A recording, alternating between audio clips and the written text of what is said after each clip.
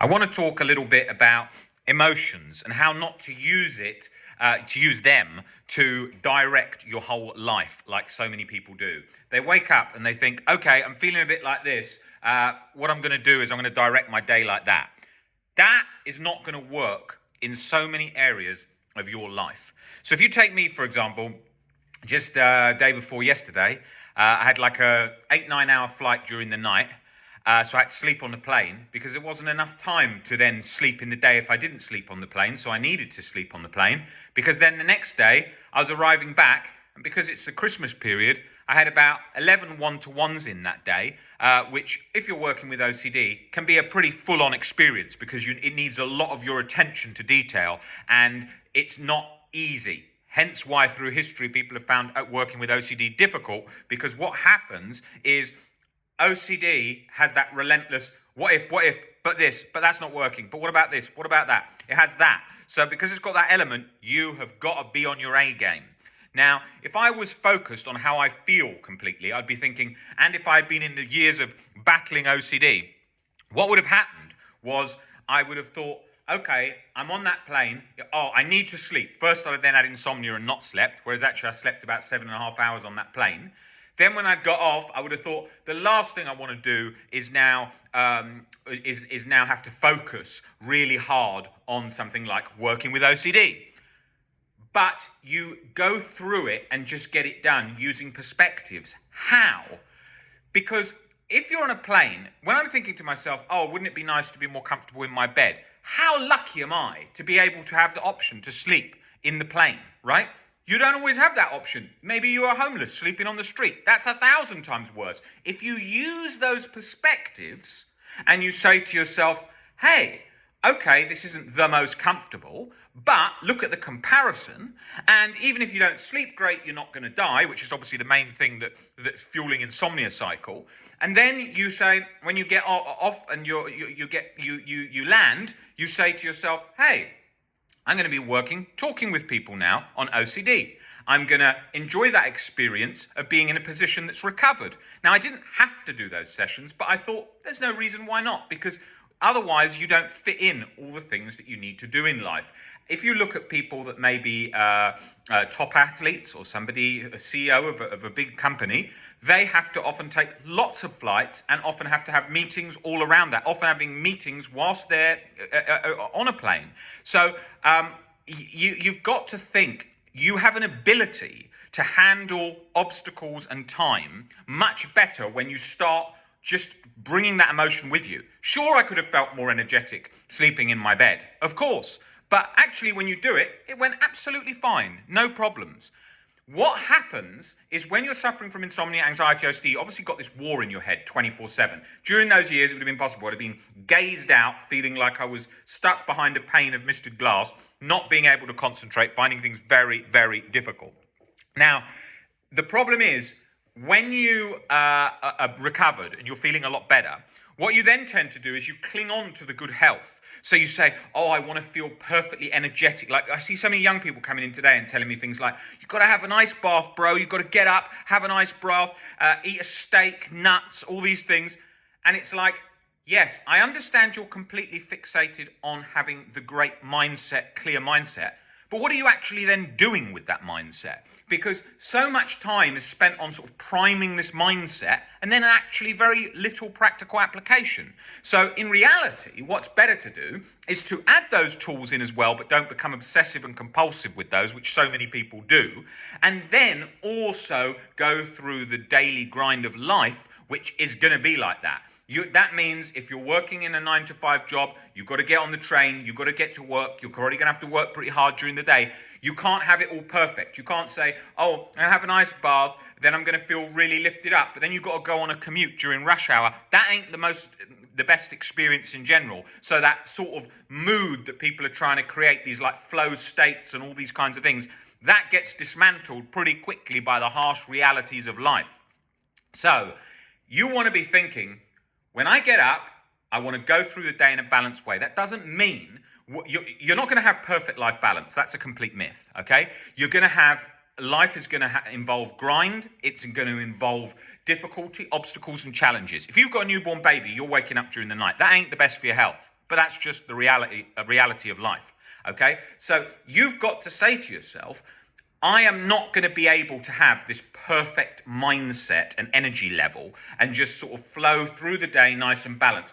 I used to, years ago when I used to own a gym, I used to see so many Pilates instructors coming from the city that said they came in for an interview and they'd say to me all the time, Rob, I just wanted to get out of that like rat race, fast-paced life. And then what they found is then when they went into the Pilates career, they still had to have an element of that because they had to make a living. And so it's never going to be perfect like people think. Retired people often think this. They say, do you know what? When I'm going to retire, I'm going to have this much more relaxed life. I'm going to go and read the paper. I'm going to go and sit outside and have a coffee. I'm going to go for a walk. But then they start being concerned, have they got enough money for retirement? How are their grandkids? Oh my God, what if I have to get a job again because there isn't enough money in retirement or whatever? So you're never going to get this perfect balanced state. And a lot of these people that are doing the ice bath, the eating and all these things, if they're not working, they're a student or whatever, right, that's because there's an environment like that. But then you have to study for something, then there's exams, then the job you wanted you didn't get. And that is going to be there. So your best option in life is to get very good at handling time and obstacles. That way, you learn to get comfortable with those. Think of a Sherpa that's up Mount Everest. He's not paid much at all for that job. It's a very hard job, and you can die, okay? And the people going on a lot of the Everest trips, they're paying a lot for the Everest trip, and they are with those Sherpas, and they're getting a lot of recognition online for climbing Mount Everest. And the Sherpa's getting nothing most of the time. He is grinding day in, day out, climbing that mountain, doing it multiple times with no thanks. Think of all the jobs, all the roles in life that get no thanks. We've got a world today where everything's social media. Take a picture of this, take a picture of my dinner, take a picture of me out, take a picture of my car, all this stuff. And then think of all the people that ain't taking pictures, that are just working and not getting thanks. You can see that everywhere. You've only got to go into any cafe, restaurant, hotel, whatever, and just look at the cleaners that come in the morning. No thanks, not even known. They're not taking pictures in there. They're just doing the job, right? Life is going to involve a lot of no thanks, getting the job done, and just going through the steps. I can't highlight that enough for OCD recovery. You are going to recover, and outside of the OCD community, nobody is going to know what you even went through. And when you talk about what you went through, they won't even understand it, right? So that's what it felt like. I remember when I recovered, I was like, oh God, I've just got past the finish line now. I've recovered. Oh my God, that was one of the hardest things I've ever done in life. And then it was like, nobody even knew. Nobody knew I had OCD. Nobody understood what it was involved.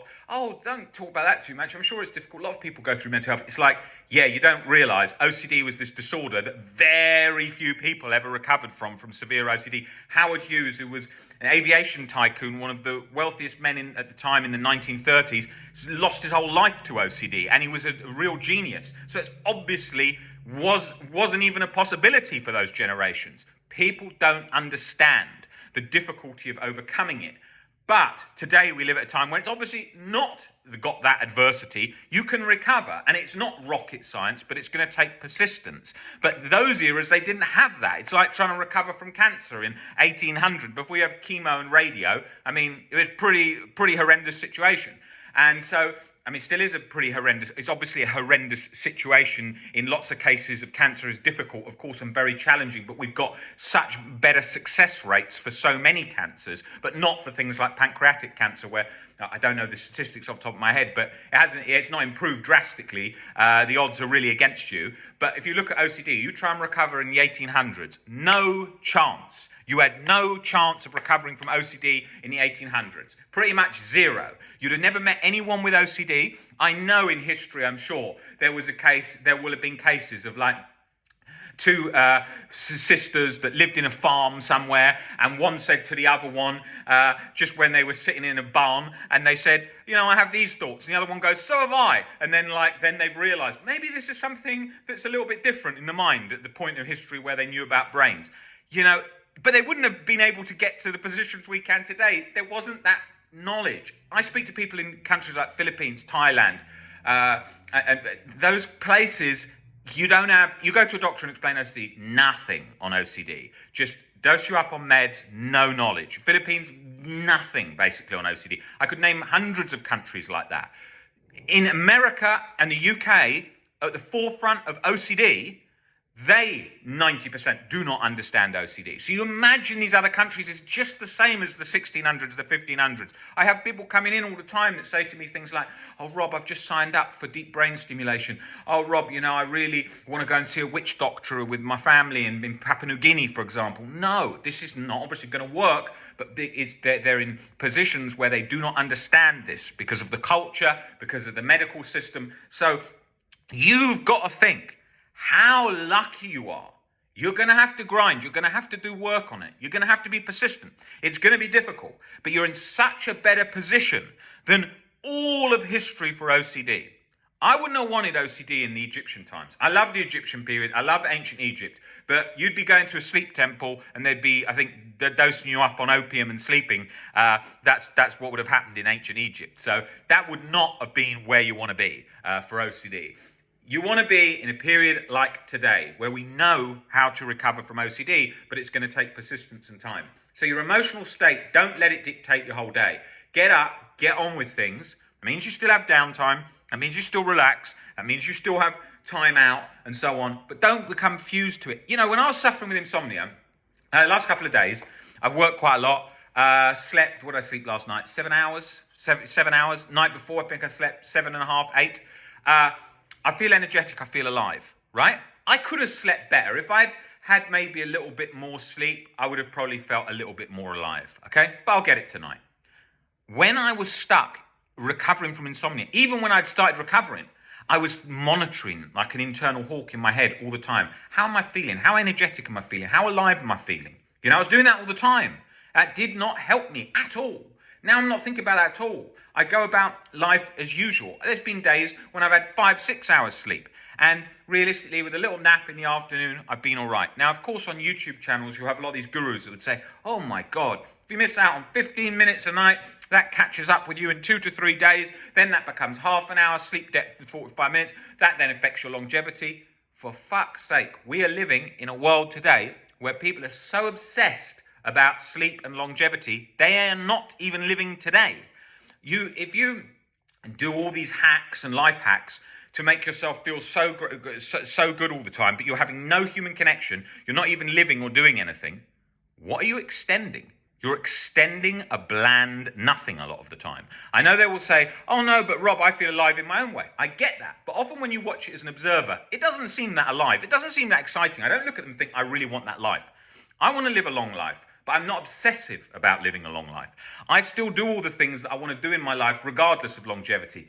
Eating hamburgers, drinking whiskey, drinking wine, working out a lot, eating super healthy breakfast. Today I woke up, I had 7 eggs for breakfast. I had 7 eggs, fresh orange juice, and I walked to a market and I had a pancake with jam and sugar, right? That is not recommended for longevity, but it feels good. And I want a combination of longevity and feeling good. And in life, I have to think, okay, I've got to work a lot. I've got to make decisions. I've got to be strategic. I've got to be on my A game. So I want to be eating healthy, working out 5-6 times a week, sleeping pretty good. I want that.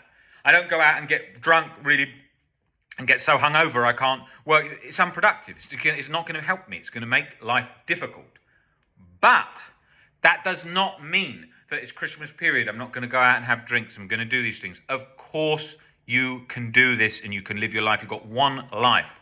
If you don't live forever, you might as well make it enjoyable along the way. And that doesn't mean limiting everything. I just had a coffee just now. I have coffee, and I don't recommend this for everyone at all. It's just different genetics, different way people are. I often have coffees before bed, right? And that's just because doesn't really affect my sleep. I can go to sleep after a coffee. I often have a nap in the day after a coffee 5 minutes later.